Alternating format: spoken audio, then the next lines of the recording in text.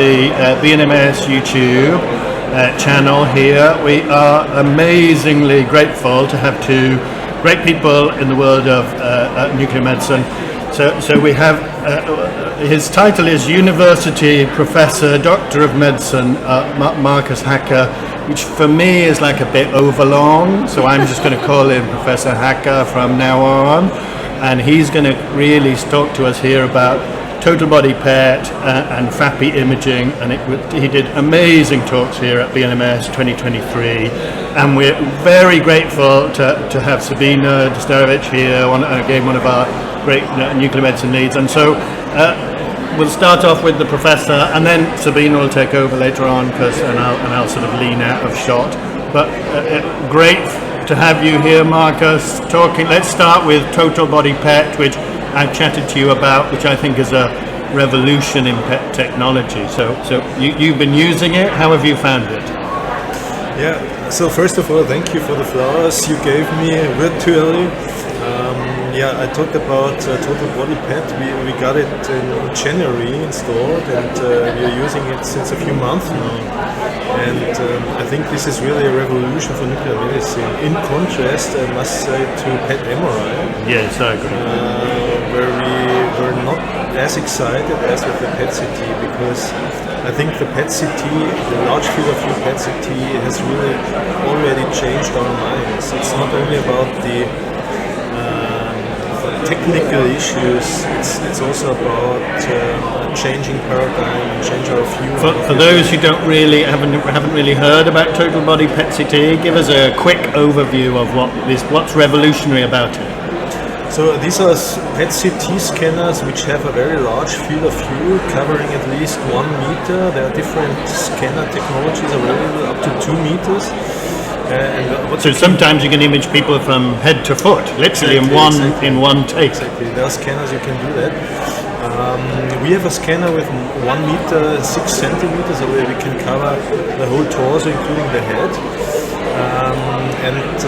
What we can do with that is, first of all, you can increase the sensitivity by a factor of 40 as compared to the previous generation, which means that we can or scan extremely fast, or we can significantly reduce radiation dose. So we see pictures of people having scans for like 1 minute and things like that, and 2 minutes. And have you done that?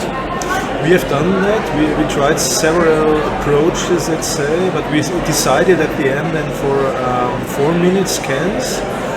We nearly always do in contrast CT, which needs as long as the PET now, including the preparation and the wires and so on. And the most limiting factor in our clinic is the in-room time, because not every patient is mobile and can move. Others are lying in the beds, and you have to. Yes. In the glamour of research, practicality always annoyingly gets in the way, doesn't it? Exactly. Yes. So, what do you think that are main implications currently for research, and also do you see any practical use? So, I must say the main aim was at our side to really increase the patient numbers. And as we are a university clinic, every patient anyway is also a matter of research. But we have, of course, different concepts for prospective studies in both patients, but also healthy volunteers. So we want to learn, first of all, how we can decrease the doses.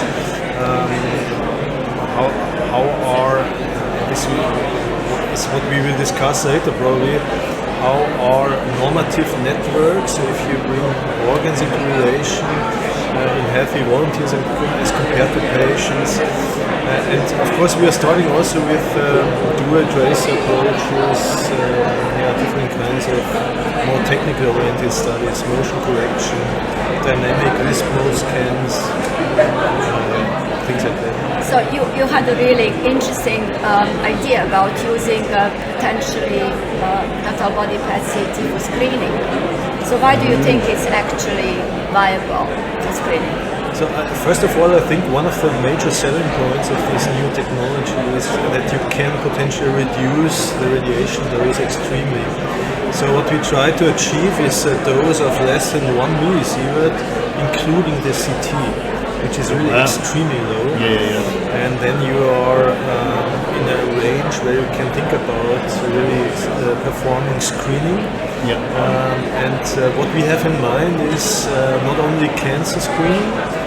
There are already experiences from Japan or China, but also using the metabolic information of the whole body to, at a very early stage, detect say reallocation of energy consumption throughout the whole body. And this is, from our point of view, potentially predictive for, let's say, allostatic load which leads to disease. So detecting disease before disease occurs. Yes. No, that was the talk that you gave today was fascinating, and this interaction of imaging and almost total physiology. Your idea of imaging stress, I think, was amazing. Yeah, definitely. And then also for cancer imaging, like putting into perspective of microbiology of cancer to biology to the rest of the body. Clearly there is that sort of interface which we could potentially investigate with the total body PET-CT as well.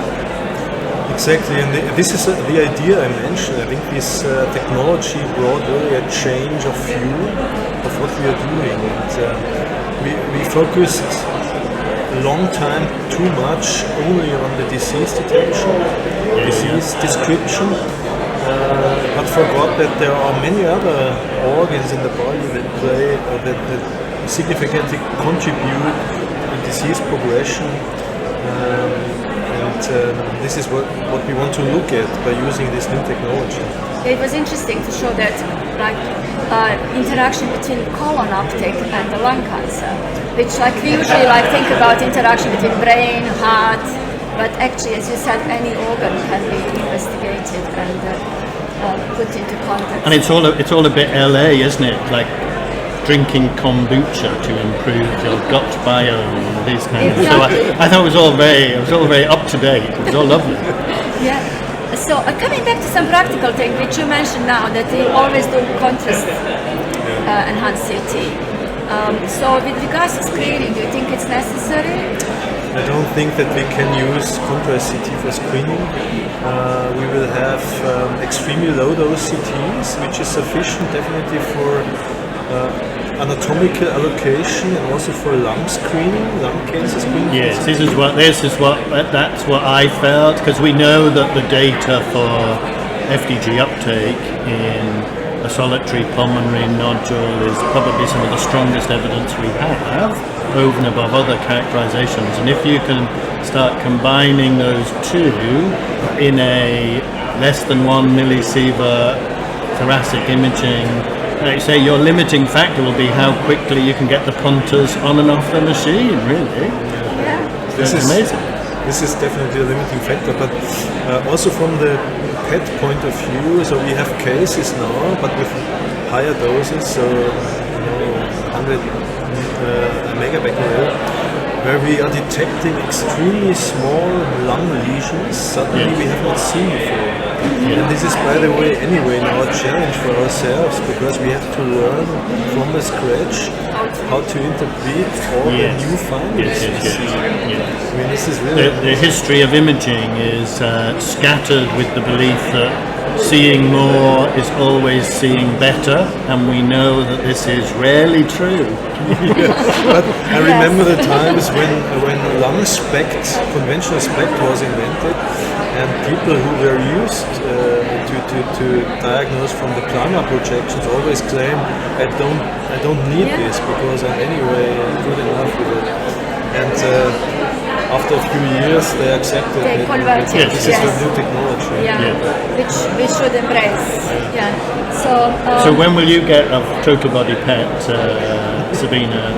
Will you have one by next January? So Mark has had it by this January. Are you going to get one by next January? So I don't think I will have one by next January, but UK is getting two, Yes, absolutely. which is absolutely fantastic strategy for development of UK research and pet-led research. And we heard today Juliana Maynard, who is she's director of operations and engagement for this platform.